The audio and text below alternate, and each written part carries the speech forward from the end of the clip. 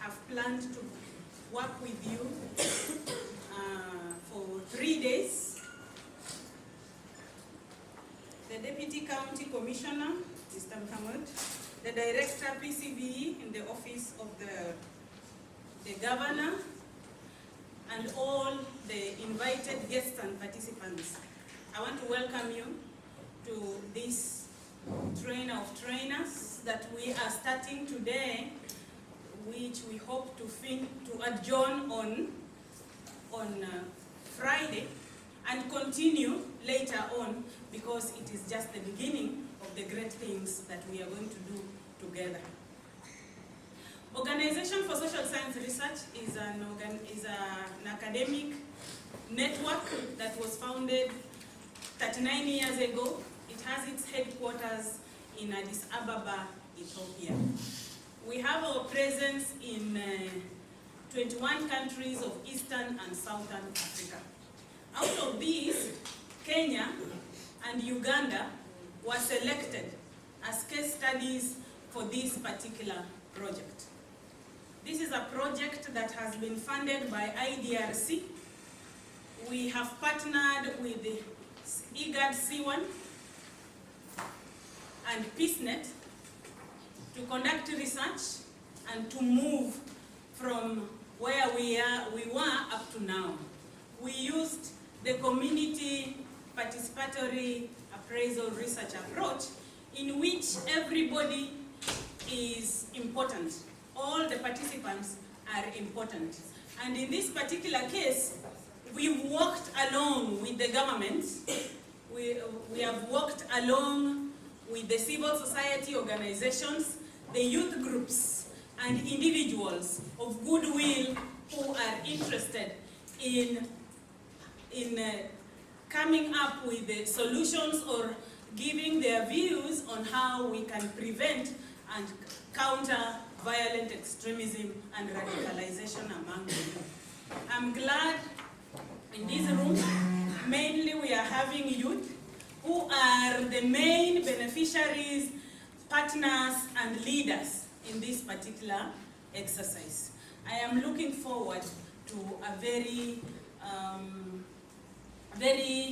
engaging sessions with all of you.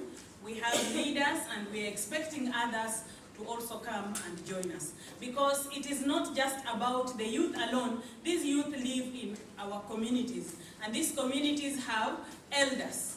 They have parents. We have households. We have the national and the county government that is taking care of us. And therefore, security starts with an individual before it moves out to the outside world. I therefore want to welcome you to these 3 engaging sessions. Some of you have been with us from the beginning, from 2017 March up to now. Others are coming to learn about this project as we proceed. But all of us in Kenya are not new to the issues of violent extremism and radicalization. We are affected in one way. We know people who are affected. And when we go deep into discussing these issues, all of us in one way or another have been affected by this particular menace. It is even worse that it is taking a diverse approach. It is amoebic in nature. You cannot even touch to know which particular direction it is taking. So welcome, and we would like you to share your views freely. We are here to hand over the work we have been doing to the government. The government at both the national, county, community, and even household level. We carried out this research. We have produced a report in form of a book. We now have developed a manual out of this research, which is evidence-based. But we would like you to give us your views about this product that we are going to share with you, so that we can enrich it. And as we share it out to the outer public, as we use it for other people who are not here with us, whom you will train later, it may be of use not only to our county or our country, Kenya, but also globally. We would like to project your voice here in Mombasa and take it to other policy-making tables elsewhere. So, welcome. I hereby welcome the Deputy County Commissioner to Mr. Muhammad to also say Protocol is my senior and he'll speak last, so I can't speak after he speaks. Yes. Well, just to echo what the director has said, one of the governor's priority in his last term as the first governor of Mombasa County is making sure that we enhance partnerships when it comes to countering violent extremism. And that is why when OSSREA reached out to our office, we were more than happy to be part and parcel of this workshop. And also we're looking at how do we now sustain their findings in terms of the reports that, in terms of the research that they've carried out, how does the county government come in? Because at the end of the day, OSSREA is based in Addis Ababa. When we have violent extremism, it's basically myself, Shady, the local communities that we have within our county that are responsible for resilience and countering violent extremism. So without much further ado, I'd like to say that we would support the process. We are more than willing to work together with OSSREA and of course enhance partnerships through the various departments we have. And I'd also like to acknowledge the presence of the young individuals, the youth-led organizations present in this room.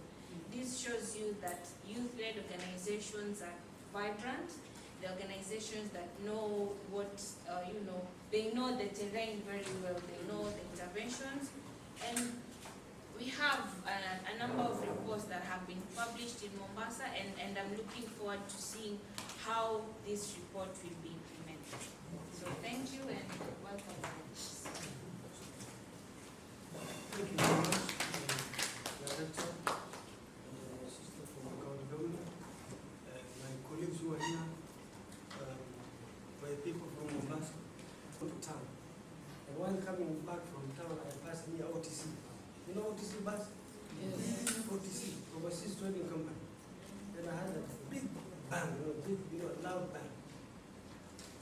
I think somebody, I don't know if it was a greener or what, but later it happened that some people were looking for J.M. Garissa. They thought J.M. Garissa was that bus. And again, 1998, I was here in Changam again. I woke up one morning, disaster. And then we Kenyans just sat back, madam. And we were not serious about countering terrorism. We were not serious. We kept on saying that we are just a collateral damage. Kenyans were just a collateral damage. The terrorists were not targeting Kenya. They were targeting the Americans and others. Until when it happened in Mombasa again. Paradise, Nathan Kambara, and also somebody tried with a shoulder held launch, I don't know, whatever. And what happened?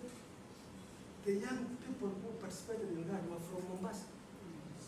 That's the time we started realizing terrorism is with us. We are also participating as Kenyans. So we should not just sit back and say, in Mande or America. No. Some of our young men were also involved. So we started receiving aid from other countries to help us now combat terrorism. So it is not a matter of targeting the Americans only. It is a global phenomenon. Everybody is affected. Everybody. So we must do something. And as a government, we tried a lot. We have the National Counterterrorism Center. That is policy oriented, formulating policies to combat terrorism. We also have the ATPU, Anti-Terrorism Police Unit. That is tasked now to eradicate terrorism and to interdict control. So there are so many drivers of terrorism. And most of you have heard of the push and pull factor. The push factor is because of we see unemployment, maybe perception that we perceive that we are marginalized, or sometimes you talk of issues of extrajudicial killings. Okay? To me, as a government officer, those are perceptions. I don't think any government will kill its own people. No, we don't do that. We will only go if we have intelligence. You know, we will do something called, targeted, you see, policy. You see, we must go for the right people we want, you see. Not everybody. We must be sure that so and so is a member of a sleeper cell in Mombasa. Isn't it? Then we will go for that person. But generally we will talk to the other community through barazas, chiefs barazas. So we have been talking and sensitizing them. So what you are doing also is to support to supplement the efforts of the government. So we really appreciate that. In fact, you have chosen now to work with the youth.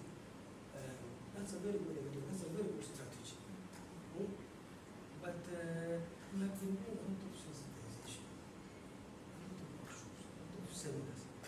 Why can't we have another package, of now empowering the youth, the vulnerable youth? We can empower them. We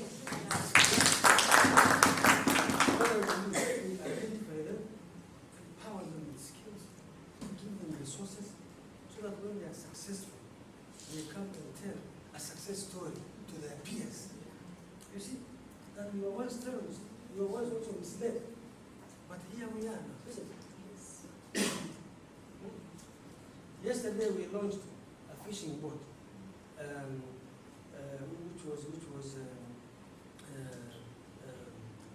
donated by our International Office for Migration through the government of Japan. We gave the boat to a group of how many people? 20, around 20, so that they can go fishing there instead of doing other funny things. They should go fishing there, and we want those who come and tell a success story.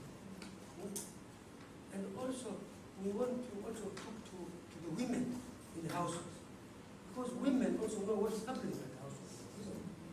Women are in the house. Women are able also to observe their children and see behavioral changes. Sometimes, the youth going to school or to colleges, sometimes you will notice some change in behavior. The father does not have the time. He's there made of Jamaica. But the mother is there. So it's also good we target the women in the household. We can also target, religious leaders. Religious leaders. Because apart from the push factors, there are also pull factors. Some young men are also pulled by ideological reasons. The Muslims have been targeted. You see, such that when something happens in Lebanon or something happens in Israel, Gaza Strip, those videos will be circulated to the youth, so that we are radicalized online. That this is what is happening to your fellow Muslims. So let's fight for what? For our religion. Who said Islam advocates for killing? Islam is a peaceful religion. The meaning of Islam is peace. So what is lacking is that the youth do not know about Islam. They don't understand the religion. You see, there was a Muslim scholar who passed on by the name Sheikh Ahmed Dad. He said the enemy of Islam is the ignorant Muslim. Whose ignorance leads him to intolerance? Whose ignorance leads him to intolerance? He cannot tolerate other religions because he's ignorant. He doesn't know what Islam means. Whose actions destroy the real image of Islam?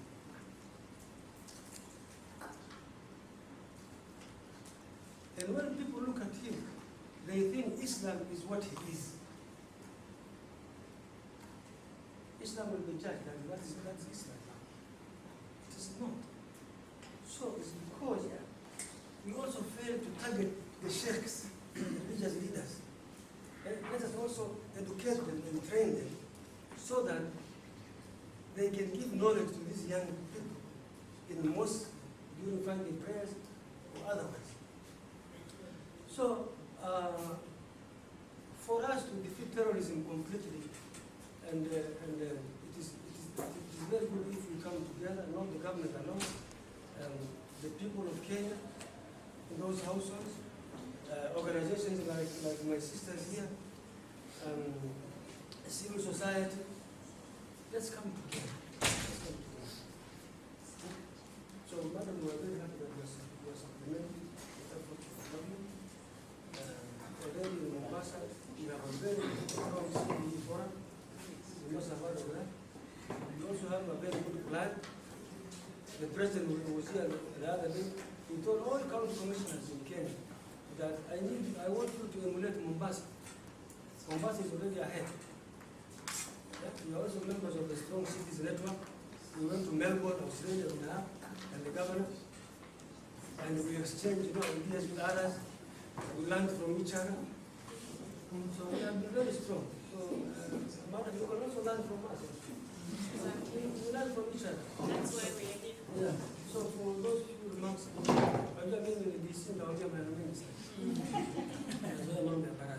for those few remarks, I want to declare this workshop officially open. Thank you very much.